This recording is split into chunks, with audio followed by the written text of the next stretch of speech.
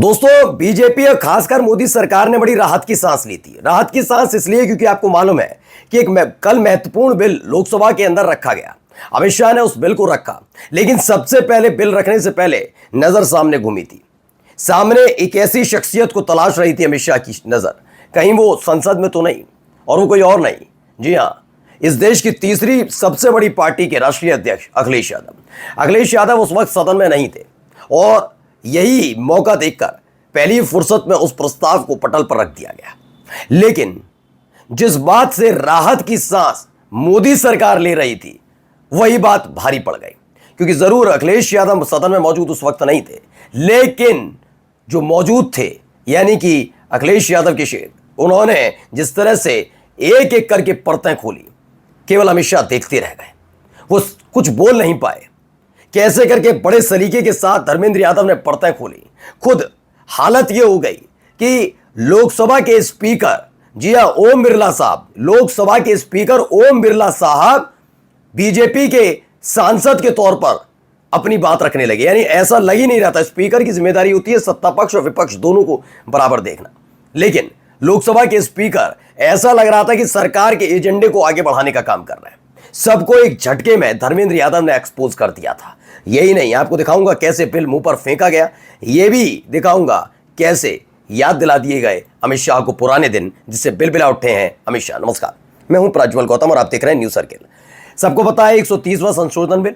यह भी पता है कि पीएम का नाम जबरदस्ती डाला गया जिससे नैतिकता दर्शाई जा सके। इस दौर में किसकी हिम्मत है कि नरेंद्र मोदी साहब से जाकर सवाल कर ले? किसकी हिम्मत है सवाल ही कर ले? बहुत बड़ी बात है।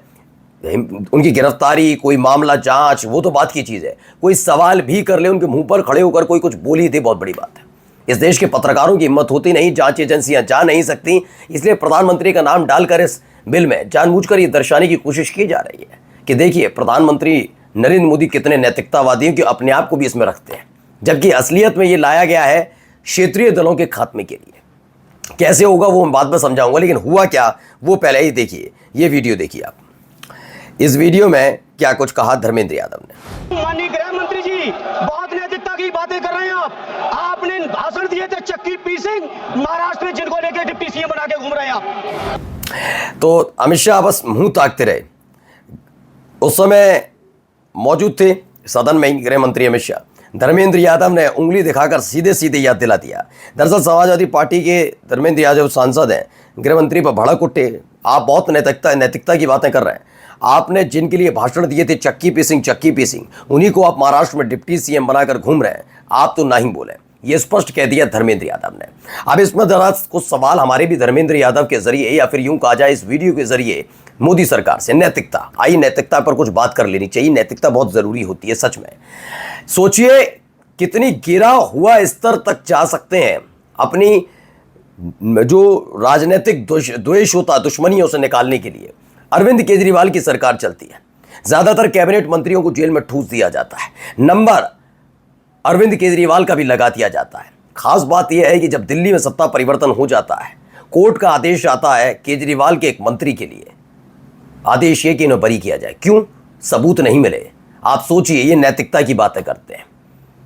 ये क्या ईडी के उन अधिकारियों या फिर ईडी के अधिकारियों को हिरासत में लेकर ये पूछताछ हो गया? ईडी या जो सीबीआई जो भी जांच कर रही थी, वो जांच एजेंसियों के अधिकारियों को हिरासत में लेकर पूछताछ हो सकती है कि आपने दिल्ली सरकार के एक मंत्री को इतने दिन जेल में किस हैसियत के साथ रखा, किस लिहाज के साथ रखा? क्या पूछा जा सकता है?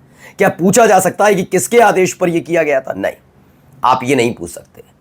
ये सब जानते हैं कि किसको रिपोर्ट करती है ईडी, सीबीआई, इनकम टैक्स, किस किस को रिपोर्ट कर रहे हैं और किसके इशारे पर किया जा रहा है।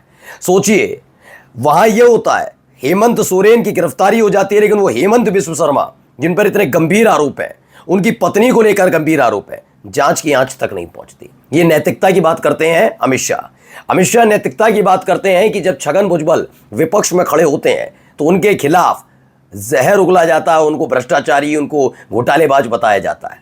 लेकिन पिछले ही साल 2024 में ही अंत में एक रिपोर्ट आई, जांच एजेंसी ने कहा हमें इनके खिलाफ चार्जशीट नहीं मिल रही। क्यों? क्योंकि छगन भुजबल एंड जो एनसीपी है अजित पवार वाली, उसके साथ शामिल होकर सरकार का हिस्सा है महाराष्ट्र में, इसलिए इनको जांच एजेंसियों को अचानक से चार्जशीट मिलना बंद हो गया।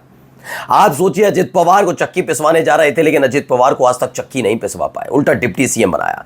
तो सत्ता के लोभी कितने हैं और ये नैतिकता की बात करते हैं। इसी नैतिकता का एक एक पन्ना खोल कर रख दिया धर्मेंद्र यादव ने। आइए एक और खबर आपको दिखाने जा रहा हूं। देखिए यहां पर क्या कह रहे हैं, पहले सुनिए इनको। देख रहा है आपको संघ राज्य शासन विधेयक 2025, जम्मू कश्मीर पुनर्गठन विधेयक 2025। तो ये सोचिए, ओम बिरला की बिलबिलाहट देखिए, स्पीकर कहीं से नजर आते हैं, स्पीकर कहीं से नजर आते हैं। कह रहे हैं ये देश देख रहा है आपको, आप नैतिकता के बिल का विरोध कर रहे हैं। ये नैतिकता का बिल का विरोध बता रहे हैं। ये नैतिकता इसमें कहां से नजर आती है कि जब तक कोर्ट आदेश ना दे कि सामने वाला दोषी है या नहीं, आप उसे मुख्यमंत्री और मंत्री पद से कैसे हटा सकते हैं, कैसे हटा सकते हैं। और इसे नैतिकता का बिल कौन बता रहे हैं? ओम बिरला। वो ओम बिरला जिन्होंने पिछली लोकसभा में सरकार से सवाल पूछने वाले कई विपक्षी सांसदों को बाहर कर दिया था नैतिकता के बाद, वो ओम बिरला कर रहे हैं। सोचिए, इन सारे नेताओं की पोल एक झटके में धर्मेंद्र यादव ने खोल दी। ओम बिरला नैतिकता धर्मेंद्र यादव को सिखा रहे थे कि नैतिकता क्या होती है। नैतिकता और शुचिता कम से कम मोदी शाह वाली बीजेपी के नेताओं से सीखने की जरूरत नहीं ओम बिरला साहब, और आपसे तो बिल्कुल भी नहीं, आपसे तो बिल्कुल भी नहीं तो नहीं। क्योंकि जिन लोगों का लोकतंत्र में विश्वास ही ना हो, उनसे क्या ही मुद्दा किया जाए, बात ही की जाए। अब आज देखिए क्या हुआ था सदन के अंदर अमित शाह के साथ, वो देखिए। नाम निर्देश किए जाने वाले इस सभा के 21 सदस्य और उपसभापति द्वारा नाम निर्देश करने वाले 10 सदस्यों को मिलकर बनने वाले सभाओं की